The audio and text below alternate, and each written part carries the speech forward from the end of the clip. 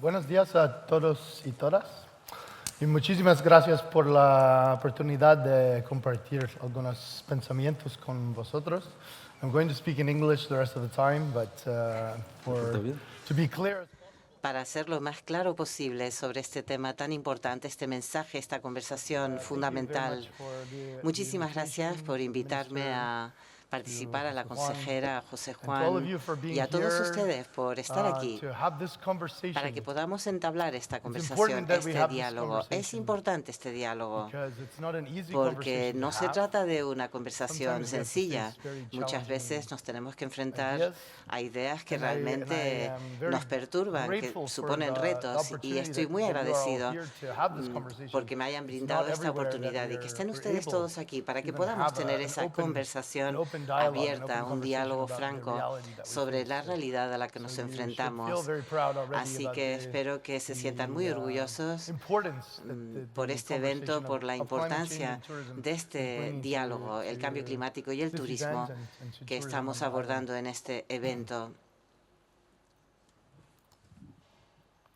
Bien, voy a hablar un poquito sobre la situación a nivel global y el sector del turismo a nivel mundial, dónde estamos y hacia dónde vamos como sector. Creo que es importante dar un paso atrás y pensar, reflexionar hacia dónde empezamos.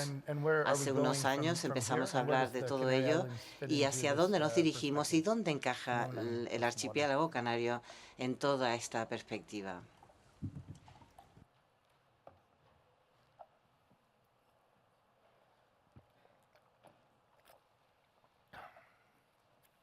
Bien, en mi organización, The Travel Foundation, en el 2020, durante la situación del COVID, de la pandemia, pues creamos una alianza muy importante, un movimiento de base con una organización que se llama El Turismo Declara el Estado de Emergencia. Esta organización fue fundamental,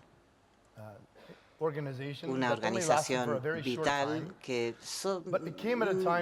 desapareció poco tiempo después, pero apareció en un momento en el que estábamos haciendo bien poco a la hora de mitigar, combatir el cambio climático en el turismo. Sí había algunos planes de acción del clima aquí y allá, pero en su mayoría no estaban en sintonía con los tratados internacionales, no estaban en sintonía con la ciencia, ni con el Acuerdo de París que se firmó en el 2015. Asimismo, existía bastante poco conocimiento sobre el clima en el sector de viajes y turismo, y cualquier acción climática era fragmentada, de pequeño alcance, sin mucha ambición ni visión y con falta de coordinación. Así que, como digo, fragmentado en compartimentos, sin colaboración ni colaboración sobre el tema. En muchos otros sectores ya se había empezado a declarar esa emergencia climática. Muchos otros gobiernos ya habían tomado medidas para declarar la emergencia climática. Mi amigo Jeremy Smith, que ha estado aquí ya anteriormente, aquí en Canarias, ha trabajado en el Plan de Acción para el Clima, y él decidió empezar un movimiento para que el turismo fuera un sector más transparente sobre su papel y su responsabilidad también a la hora de declarar la emergencia climática. Pues muy rápidamente empezamos a ganar impulso. Muchas empresas, destinos, pues se unieron a nosotros, quisieron declarar su emergencia climática, y esto fue importante, sobre todo durante la pandemia.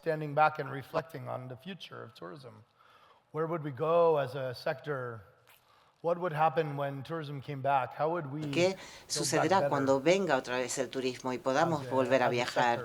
¿Cómo hacerlo mejor en el futuro después de la pandemia como sector y como sociedad global? Ya pasados varios años, estamos en el 2024, casi en el 2025, y parece como si el COVID sucediera hace 25 años. En ocasiones también parece que ocurrió ayer, así que hay que preguntarse, ¿nos hemos recuperado y lo estamos haciendo mejor? Pues yo creo que hemos establecido los cimientos para hacerlo mejor. Lo hicimos durante la pandemia. Y esta organización, Tourism Declares Climate Emergency, Pues bueno, establecimos un partenariado con ellos porque nos parecía importante ese movimiento de base. Y solo un año más tarde empezamos también una alianza con Naciones Unidas, con la Organización Mundial del Turismo, para crear la Declaración de Glasgow sobre turismo y clima. Y fue una combinación del enfoque de base de esa organización Tourism Declares Emergency y también esa Declaración de Naciones Unidas. Bueno, yo fui coautor de la declaración, algo que me enorgullece mucho. Se lanzó en el 2021 en el COP26, celebrado en Glasgow, Escocia. Ya desde el principio, esa declaración de Glasgow ya fue muy importante para nuestro sector, porque por vez primera se hacía el nexo entre turismo, clima, el Acuerdo de París, la ciencia, los objetivos globales que se establecieron y también en ese movimiento para descarbonizar el mundo, reducir la huella de carbono en un 50% para el 2030 y lograr emisiones cero en cuanto antes y no más tarde del 2025. Así que empezamos a generar impulso con esa declaración de Glasgow. De forma creciente fueron más y más los destinos turísticos que firmaron la declaración de Glasgow comprometiéndose a cumplir sus objetivos. Y no lo hacíamos solos, sino colaborando todos juntos para trabajar juntos a fin de conseguir esos objetivos muy ambiciosos y tremendamente importantes. En Glasgow empezamos con unas 200 signatarios. Esos 200 ya han pasado a 1 millón de firmas de parte firmantes. La semana que viene estaremos en Bakú para el COP29 y al final de mi presentación les explicaré cuáles son nuestros planes para Bakú y qué hemos logrado desde Glasgow. Yo creo firmemente que la declaración de Glasgow plantó esa semilla para la acción para el clima, una semilla que sigue creciendo hoy. Y las Islas Canarias firmaron esa declaración de Glasgow en el 2022 y hemos estado trabajando muy estrechamente en estos compromisos desde ese año. En The Travel Foundation decidimos plantearnos una cuestión muy importante. Como organización, ¿cómo podemos esperar que los destinos, los resorts, los negocios del turismo firmen un compromiso global para el clima sin que entiendan bien qué significa para nuestro sector y qué aspecto tendría nuestro sector en un mundo cambiante donde estamos viendo una transición de nuestras economías para reducir huella de carbono y descarbonizar. Así que establecimos un partenariado con algunas instituciones y universidades de Países Bajos, centros de excelencia y también el Instituto del Futuro del Turismo en Europa y también con la ATC de Países Bajos, la Autoridad de Turismo. Y la idea era estudiar una pregunta fundamental. ¿Cómo podemos lograrlo todo? Es decir, seguir creciendo como sector. Podemos también florecer como sector del turismo. La mayor parte de ustedes aquí querrán seguir constatando ese crecimiento. Pues sí, es posible el crecimiento al mismo tiempo que logramos los objetivos del clima con los que estamos comprometidos a través de la Declaración de Glasgow y el Acuerdo de París.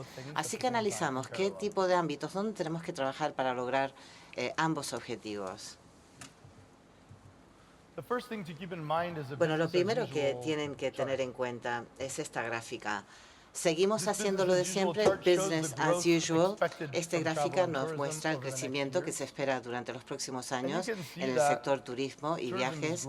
Observamos que crece el turismo y al mismo tiempo las emisiones crecen también. Y lo más importante, quizás, esta gráfica nos muestra que somos incompatibles realmente para lograr los objetivos de la Declaración de Glasgow si seguimos en esa senda del enfoque de seguimos haciendo lo mismo sin cambiar nada. El turismo sigue creciendo sin tener en cuenta que las emisiones van creciendo a la par. Y el motivo por el que hemos mantenido este enfoque de de dejarlo todo igual y no hacer nada, es que si decidiéramos hacer algo distinto, cambiar de enfoque, lo que se espera es que el turismo va a seguir creciendo igualmente, porque cada vez son más personas que acceden a los viajes, al turismo, y economías pujantes como China e India tienen cada vez más acceso al sector, a los viajes, y se espera que los desplazamientos por avión sigan aumentando con otros tipos de transporte también. Y muchas economías del mundo, incluyendo la española y la de Canarias, dependen del turismo, de los desplazamientos por avión para su sector del turismo.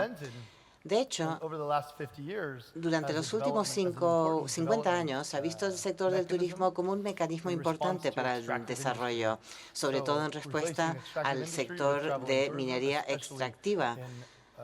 Y, por tanto, el turismo ya es una economía, un sector muy importante para el sur global. Y es vital, por tanto, que el sector siga creciendo.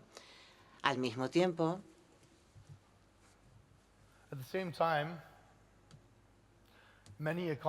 muchas economías del mundo están intentando entender y encontrar soluciones.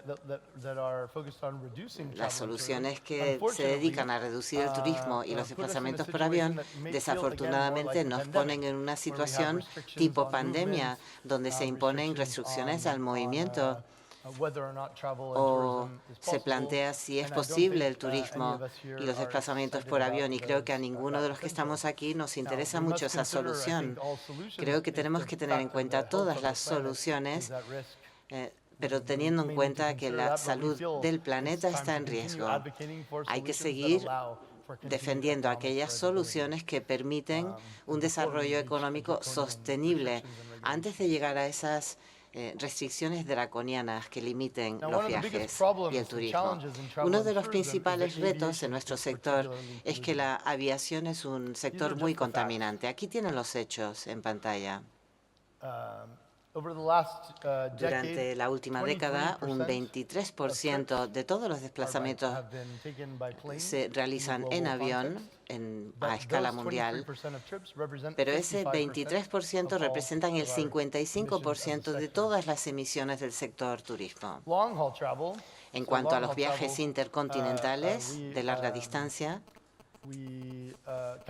hemos calculado, por ejemplo, un viaje de Sydney a Singapur o más allá, ida y vuelta. No sé exactamente cuántos kilómetros son, por ejemplo, de aquí de Canarias hasta Londres, por ejemplo, o más allá, y ida y vuelta, ya eso sería también un viaje de larga distancia. Pues estos viajes suponen un 1,9% de todos los viajes en avión, es decir, una cifra menor. Sin embargo, dan cuenta del 19% de todas las emisiones de nuestro sector, del sector turismo. Por tanto, tenemos que abordar este reto si queremos reducir las emisiones de todo el sector. Desafortunadamente, no es fácil viajar de forma sostenible, por lo menos por ahora. La mayor parte de la gente conoce el concepto de combustible sostenible para aviación. Sería la mejor palanca de la que disponemos ahora para reducir el impacto de los viajes de larga duración. Desafortunadamente, la producción actual solo nos permite viajar en avión, o sea, toda la flota de aviones del mundo, durante menos de un día al año. De modo que, por ejemplo, para conseguir combustible sostenible para toda la flota de aviones mundiales durante todo un año, pues es algo que está muy lejos todavía. Esa es la realidad. A lo mejor dentro de unos años, pues sí se puede aumentar esta producción, sí, eso sería posible, hacerlo a mayor escala. Sí, se necesitará grandes inversiones para ello, y habrá competición de otros sectores para producir ese combustible, desde luego que sí. Así que cuando hemos desarrollado nuestras hipótesis para ver cómo podemos seguir creciendo pero cumpliendo con los objetivos, tenemos que entender que esta solución del combustible sostenible es algo que está muy, muy lejos todavía. Hay buenas noticias, no todo es pesimismo y lamentarnos de los retos y problemas. Cuando diseñamos nuestros marcos de hipótesis, identificamos varios de ellos, varias hipótesis, a través de los cuales podemos conseguir ese crecimiento sostenible al tiempo que conseguimos nuestros objetivos para el clima. Nuestro equipo estuvo en Rotterdam jugando con un simulador, es como un videojuego para intentar identificar los distintos escenarios o hipótesis.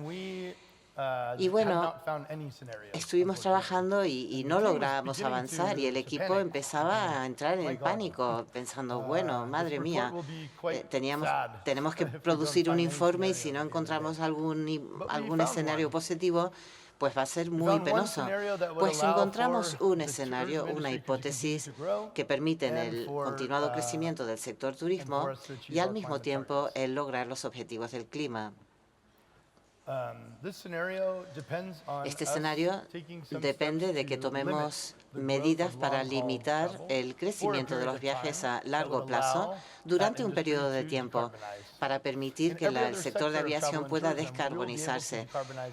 Otras partes del sector turismo podrán descarbonizarse mucho más rápido, por ejemplo, utilizando otros tipos de transporte, raíl, vehículos eléctricos, ferries y buques. Habría que invertir bien para descarbonizar a través de la electrificación también. Los touroperadores pueden descarbonizar de forma importante y significativa también.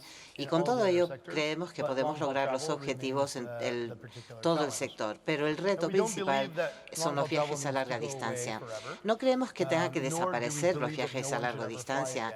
Tampoco creemos que la gente no deba viajar esas largas distancias nunca más, pero en nuestra hipótesis hemos dicho que hay que limitar los viajes a los niveles de 2019 hasta que el sector pueda recuperar tiempo y tenga el margen para descarbonizarse. Hasta el 2019 la gente viajaba muchísimo. No estamos diciendo que la gente no deba de viajar más, pero creemos que hay que cambiar el enfoque. Vean la parte derecha de la imagen y observarán el número de viajes que hemos contemplado en nuestra hipótesis y el número sigue creciendo hasta el 2015. De hecho, los ingresos para los destinos aumentan en nuestro marco hipotético, en este modelo, porque entendemos que las personas volarán menos, pero se quedará más tiempo en destino y gastará más dinero durante su estancia. Y ya, por último, el número de pernoctaciones, que también aumenta, aunque la curva es algo más plana, pero sigue teniendo una tendencia al alza. Creemos que lo más importante es el factor distancia. ¿Qué distancia? ¿A qué distancia van a desplazarse? Y durante ese periodo de tiempo proponemos una reducción. Y esto es lo que llamamos el escenario de descarbonización único. ¿Qué significa para las Islas Canarias? Pues creo que lo deberían de debatir. Ustedes dependerá de si es muy distinto vivir en unas islas en medio del Atlántico, como aquí, las soluciones no son las mismas, porque no hay, por ejemplo, ferrocarril para llegar hasta las Islas Canarias. Así que es importante pensar en los mercados de larga distancia y pensar si realmente esos mercados que están a mucha distancia, si deben de seguir siendo parte de la fórmula. Creemos que en nuestro escenario tienen que cambiar un 1,9% de los viajeros, es decir, ya no vendrían turistas de Estados Unidos o de otros rincones lejos del planeta. Pero es la única manera de conseguir los objetivos, limitar el crecimiento en el sector de aviación de larga distancia hasta que el sector de aviación esté mejor equipado. Este paradigma tampoco presenta solo malas noticias, hay cosas positivas. En nuestro informe estamos pidiendo más de 3 trillones de dólares en inversión para el sector viajes y turismo para que todos podamos llegar a una economía descarbonizada. Pero claro, 3 trillones de inversión es mucho más de lo que ha recibido el sector en el pasado. Sin embargo, solo da cuenta del 3% de los ingresos que tendríamos que recibir en este periodo. Así que no es una cuantía demasiado elevada. También tenemos que crear un sector que pueda aprovechar soluciones sin contaminar. Esto es importante también a nivel de ciencia y para conseguir los objetivos del clima. También importante para mejorar la reputación del sector y su responsabilidad en cuanto a su impacto en el medio ambiente, algo que los jóvenes y otro público objetivo pues les preocupa de forma creciente. Y esto puede crear nuevas oportunidades. Podemos descubrir nuevas experiencias y aventuras más cerca de casa, intentar atraer a otros mercados que antes no los atraíamos. Y cuando viajemos al extranjero en un viaje de larga distancia, pues es una oportunidad, por ejemplo, de hacer un viaje más especial, tener estancias más prolongadas, explorar los destinos, gastar dinero y no viajar tan a menudo en esos viajes de larga distancia. Y luego está la tecnología para crear viajes multimodales, multiparada. Por ejemplo, aquí en Canarias tienen mayor cooperación para crear itinerarios que vinculen unas islas con otras, productos y experiencias que brinden nuevas oportunidades al visitante, nuevas formas de aprovechar los distintos modos de transporte y colaborar para poder crear una experiencia más amplia del destino, y eso hará que los visitantes quieran estar más tiempo en Canarias y gastar más dinero. Dentro de un mes, estos riesgos y las amenazas a las que nos enfrentamos en el clima también, bueno, en estos tiempos y en los próximos meses nos van también a brindar muchas oportunidades. Bien, ¿dónde está la pega? No puedo estar aquí ante ustedes y decir que nuestro marco hipotético es totalmente probable y que se puede hacer. Requerimos de mayor voluntad política, más compromiso del sector y inversiones mucho más ingentes. No escucho que haya muchas ambulancias o sirenas sonando en esta emergencia climática y, por tanto, creo que tenemos que actuar con mayor urgencia. Aquí en Canarias, donde tienen ustedes ya un gran compromiso, se han realizado bastantes avances, pues es el momento de seguir maximizando las oportunidades que tienen ante sí y ampliar tanto la voluntad política, el compromiso del sector y mejorar las inversiones para que Canarias sea un líder en este nuevo paradigma. Creo que es inevitable que siga produciendo este crecimiento de nuestro sector turismo y viajes en los próximos años, pero no es inevitable que podamos seguir también viendo crecientes emisiones. Y esto no está bien. No podemos mirarnos en el espejo y decir que esto está bien. No. Por tanto, tenemos que seguir entendiendo bien qué significa crecimiento del sector que lleva aparejada el crecimiento de emisiones e intentar afrontar los retos que tenemos ante nosotros. Se puede pensar en emisiones como desde el punto de vista de marketing. Por ejemplo, que haya crecimiento del sector, crecimiento de emisiones. Algunos hablan de desacoplar emisiones del crecimiento, pero luego otro sector dice, bueno, esto no es mi responsabilidad, porque se trata de emisiones de la cadena de valor, por ejemplo, y cada uno intenta establecer cuál es el alcance de su responsabilidad.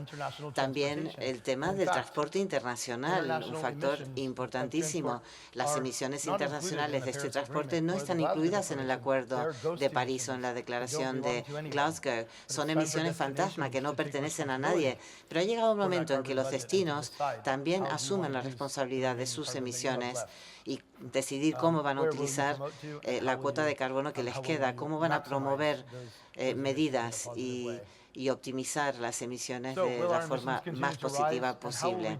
Las emisiones siguen creciendo, van a haber impactos impredecibles del cambio climático, ya las estamos viendo, y las Islas Canarias están en una posición excelente para seguir en esa senda y asumir el liderazgo. ¿Ese liderazgo qué aspecto tiene? Pues aquí algunas ideas, aunque depende de ustedes, es decir, dónde quieren centrar sus esfuerzos para lograr ese liderazgo. Yo creo que los destinos tienen que rendir cuentas sobre las emisiones de transporte, no culpar al mercado fuente o de origen, sino asumir la responsabilidad en ello. También crear nuevas experiencias e itinerarios para los viajeros. Como defecto, las experiencias que tienen los turistas aquí en las islas, pues deberían de ser como norma de emisiones cero. Eso debería ser por defecto y que la sostenibilidad sea parte fundamental del sistema. También sabemos que la colaboración a escala es importantísima. Si todos hacemos lo nuestro y no colaboramos, pues no vamos a llegar muy lejos. Y también tenemos que tener en cuenta a los destinos vulnerables, los que dependen del turismo. Desde luego, en Canarias dependen ustedes mucho del turismo, por tanto, se puede argumentar que necesitan recibir más inversión de fuera, porque el norte global tiene mayor responsabilidad por las emisiones y, por tanto, las Islas Canarias es más vulnerable en este entorno. Se está hablando mucho de justicia climática y la responsabilidad que tiene el norte global, sobre todo a la hora de financiar la transición ecológica y ayudar a archipiélagos y destinos vulnerables en el proceso de adaptación. Pero al final, todos hemos de asumir la responsabilidad de reducir emisiones y encontrar modos para acelerar esta transición para llegar a una economía de emisiones cero. Tengo un par de recomendaciones más, algunas cositas que están ocurriendo en el mundo que pueden ustedes tener muy en cuenta también. El desarrollo y promoción tradicional del turismo se centra en el retorno en inversiones para promocionar el destino. Por ejemplo, si queremos promover un cierto segmento del mercado, analizamos, vamos a suponer, mercado al emisor alemán. Decimos, los alemanes vienen, se quedan tantas noches, tantas pernotaciones, gastan tanto dinero. Debemos de acelerar nuestra promoción y marketing para optimizar ese mercado. Pues nosotros proponemos que incluyan ustedes también en su fórmula, en su presupuesto, digamos, pues el tema de las emisiones. Luego, ¿cómo apoyar a las pequeñas, a las pymes, a la economía local? ¿Qué visitantes están permitiendo crear más puestos de trabajo? ¿Cuáles gastan más de forma más para que seamos más resilientes ante los desastres naturales, las pandemias? ¿Qué gasto está bien distribuido a nivel temporal y de ubicación? No tengo la gráfica, pero en Noruega hace poco hicieron un estudio del gasto por turista y se dieron cuenta que el turismo de negocios tiene una huella de carbono mucho mayor que el de turismo de ocio, tanto en viajes a larga distancia como los recursos que habría que aportar dentro de Noruega. Y como resultado decidieron centrarse sobre todo en el turismo de ocio para poder maximizar el retorno en inversiones y también minimizar la huella de carbono. Así que es un enfoque que ayuda a optimizar el valor y también tener ese presupuesto de emisiones, además del presupuesto monetario, económico. También creo que tenemos que pensar en la palabra colaboración de forma mucho más amplia. El cambio climático no es un tema de competitividad.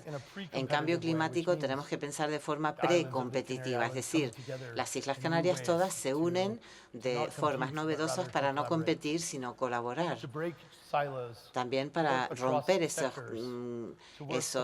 compartimentos, para trabajar entre sectores, superando fronteras, pensar en el ecosistema en su conjunto, para crear soluciones que pueden ir más allá de nuestra mentalidad habitual, de cómo pensamos habitualmente.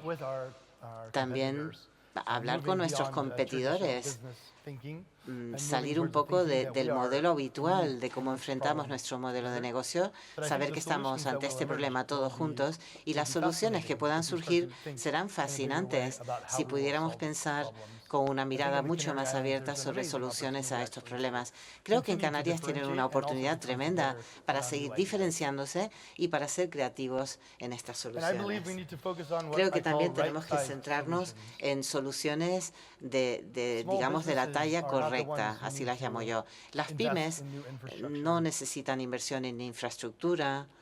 Los pequeños negocios, las pymes, se pueden centrar en cambios de comportamiento, analizar su organización para ofrecer la experiencia de mayor calidad y menor en emisiones, como sea posible. Y a medida que vamos subiendo el sistema a distintos niveles, hay que también hacer inversiones en infraestructura, en innovación, en marcos de políticas que permitan crear más ingresos, más financiación externa y también esa colaboración para apoyar a las pymes. Creo mucho en el concepto de acción colectiva, es decir, un enfoque facilitador que permita aunar a los negocios, a las pymes, para entender qué podemos lograr si empezamos a pensar conjuntamente entre todos sobre los objetivos del clima. Es decir, crear inversiones también a la escala correcta y no arrojar la responsabilidad simplemente a las pymes, a los negocios, a los operadores y esperar que ellos por sí solos resuelvan el problema. Bueno, trabajamos con Behavior Smarts, Be Smart. Son estupendos porque nos ayudan a pensar en cambios de comportamiento. Si uno tiene como objetivo reducir la huella usando transporte alternativo, pues puedes pensar qué comportamientos me permitirían acelerar este cambio y cómo ser más creativos a la hora de ofrecer soluciones para conseguir ese comportamiento idóneo. Y, por ejemplo, en restaurantes, a mí me gusta mucho este ejemplo, la huella mayor de carbono es por servir carne. Y, claro, la carne, como todos sabemos, tiene una altísima huella de carbono y si los restaurantes quieren ayudar en esa transición a una economía baja en carbono, pues no vamos a poder eliminar la carne, sobre todo aquí en España, que les gusta su jamón serrano y sus buenos chuletones.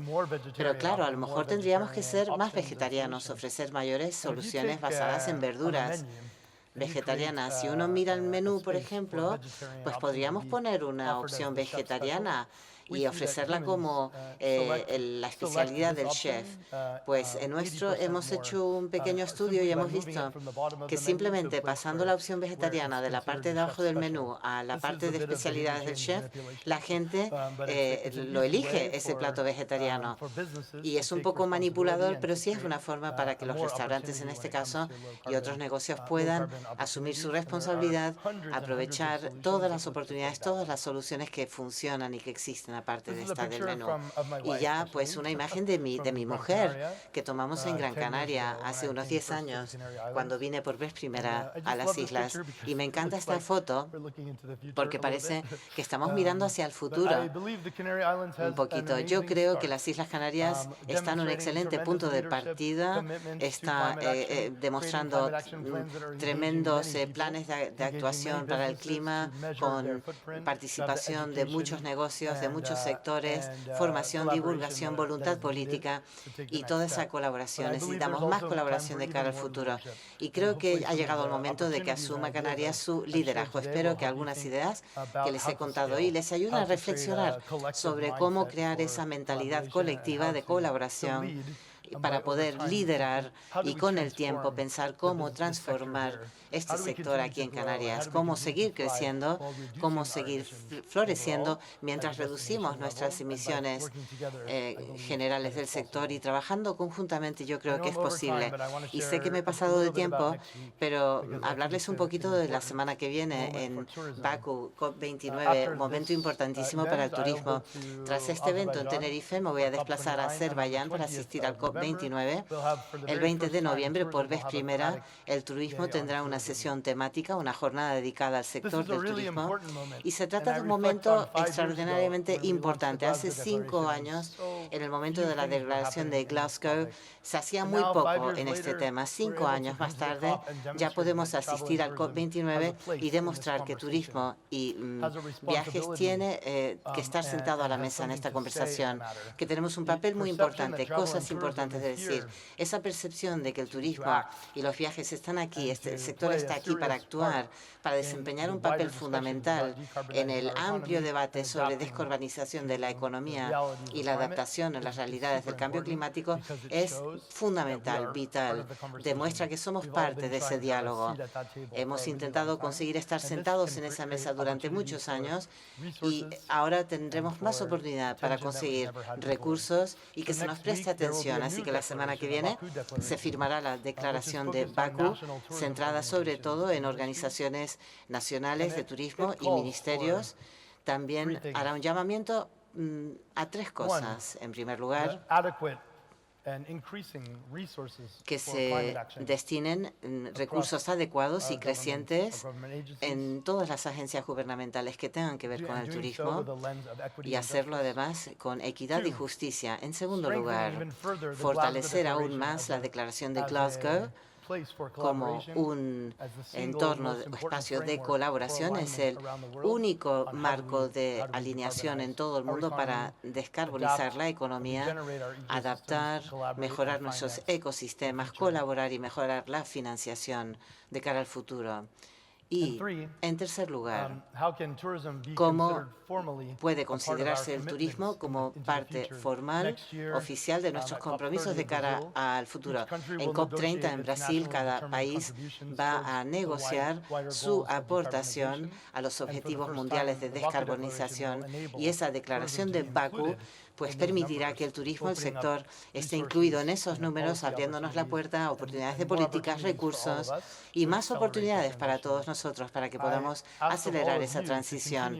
Así que yo les pediría a todos ustedes, sigan en este viaje, en esta senda. Sé que trabajando juntos podremos lograr algo que parece un desafío inalcanzable, pero que es muy posible. Lo dejo ahí. Muchísimas gracias por brindarme esta oportunidad. Espero haberles sido fuente de inspiración, también de muchos retos, y confiamos en seguir nuestro partenariado con ustedes para también conseguir que el liderazgo de Canarias suba al siguiente nivel. Muchas gracias.